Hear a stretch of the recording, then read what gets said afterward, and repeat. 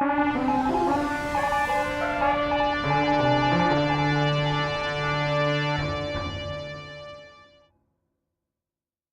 there, creeps. This is Jimmy Haight with Hammer News on Super Creep TV, bringing you the news for the days of January 16th through January 22nd, 2017. Welcome back to another week of non-trending, unimportant, non-vetted news mayhem. Anyway, let's get to it. So many just awful things happen in the United States, and the vast majority of those things happen in Florida. Ah, yes, sunny Florida. I know thee well. The beaches, the clubs, the salty sea air, the hurricanes, the rednecks, the elderly, and the absolute nightmare of a human being featured in our first news story this week. Weddings are the fucking worst. Let's just say they usually follow an open bar format for a reason. Either so the freshly minted couple can just forget about the stupid-ass decisions they just made, or so everyone else there can just forget that they're at a goddamn wedding. Either way, the liquor keeps a-flowing. But back to the news. Brian and Jennifer Butler had a wedding. Congrats and shit. Bri J or J Bri or whatever the fuck your name is now. That symbiosis is complete. The two have become one. Now, not even 20 minutes after the vows, things began to go horribly awry. The maid of honor solo guzzled a bottle of Fireball, apparently leaving the rest of the guests to fight over the box wine and Coors Light like fucking animals. After that, it's safe to say this 130-pound wisp of a gal was completely fucking blotto.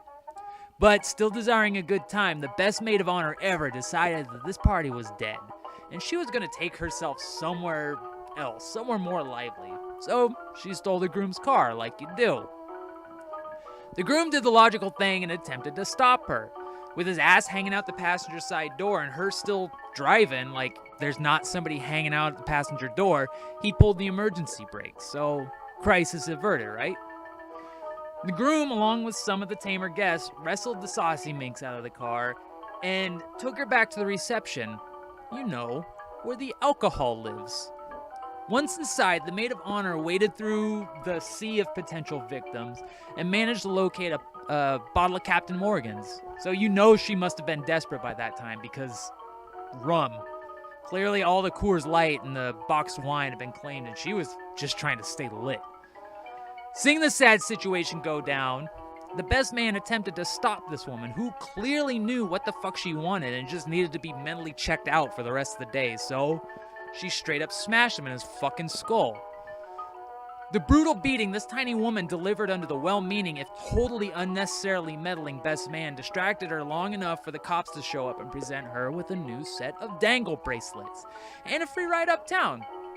It doesn't seem like she appreciated it much because she banged her head on steadily against the privacy screen in the black and white limo the cops had. All the way to the station, I might add.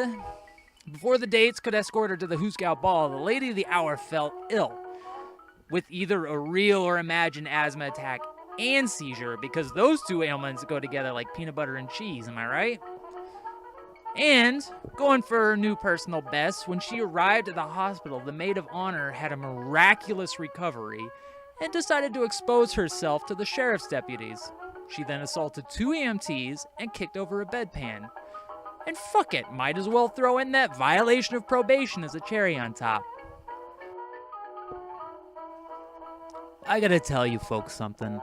I am a huge fan of people other than myself going on suicide missions to bring back an outdated technology from a bygone era.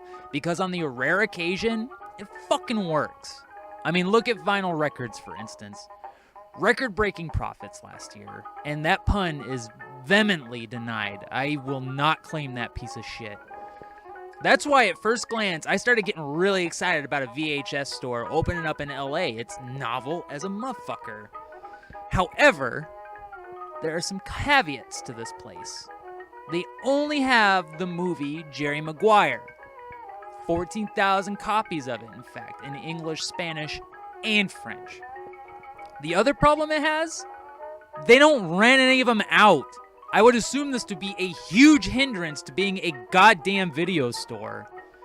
I mean, I'm not stupid. I know it's an art installation and all, but fucking artists, dude. Whatever happened to when people would just paint with their dicks and call it a day? Is Tom Cruise some sort of creative muse that my whiskey-wrecked imagination is just failing to utilize and understand? Yeah, fuck it. Art is art. Who gives a fuck? And after the installation is closed down in a few weeks' time, the curators are looking to, and I quote, build a pyramid out in the desert made entirely of these Jerry Maguires to give the Jerrys a forever home. So if you have a place for them, look them up. Maybe there's some room in the desert next to those ET cartridges in a gigantic garbage hole. Hey folks, remember when we were all kids and watching Indiana Jones and we were all, I want to do that someday. Well, believe it or not, there are some places left on Earth that haven't been explored to hell and back in like 100 years. So it's still a romantic idea, worthy of at least a thought or two. Until I tell you this story and that puts a kibosh on any of your lingering romantical ass notions about becoming a well-funded, not refunded, you goddamn dum-dum, gravedigger. Explorers unearthed Ciudad Blanca, or the White City, back in 2015, which was abandoned long ago because of fears that it was cursed with disease. So, that part's no big deal. More often than not, archaeological findings that have curses attached to them just end up being bullshit or just made up to sell newspapers. This stuff, though, this shit right here, this shit is legit. Too legit to quit. Sort of. Actually, the more I think about it, the more it seems like a way to sell whatever the digital equivalent of newspapers are today. So, I mean, what would that be? Is that like blog posts or YouTube videos? Or actually, don't worry about that last one too much. Just keep watching, please.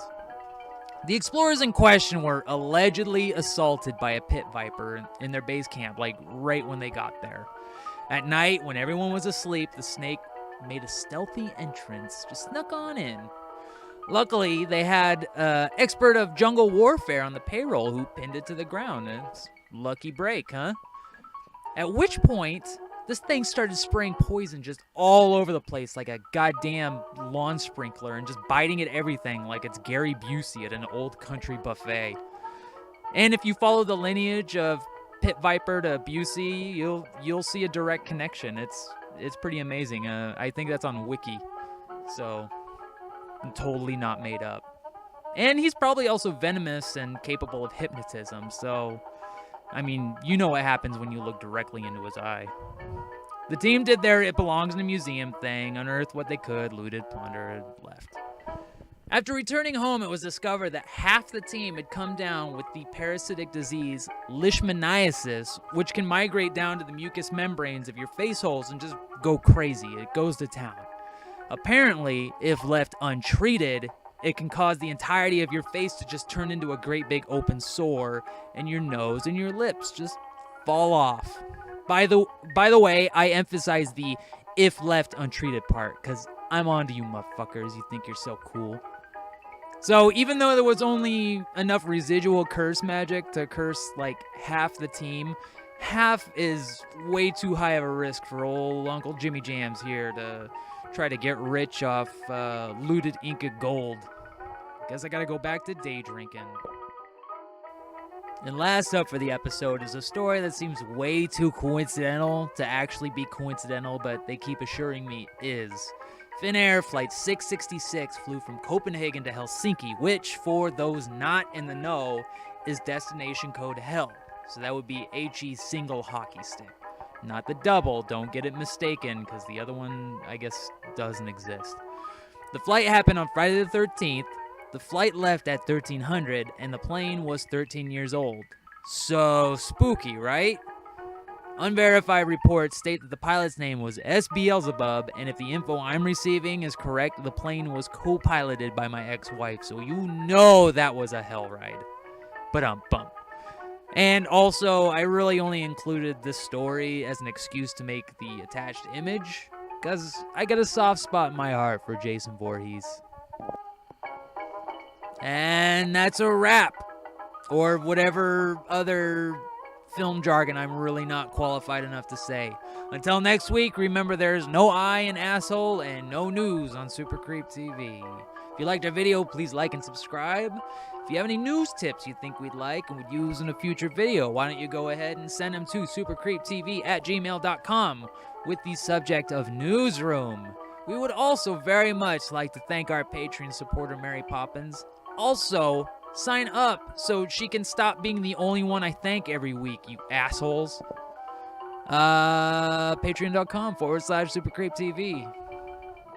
Pardon the insults. That's part of our charm, right? Check us out on Twitter and Facebook.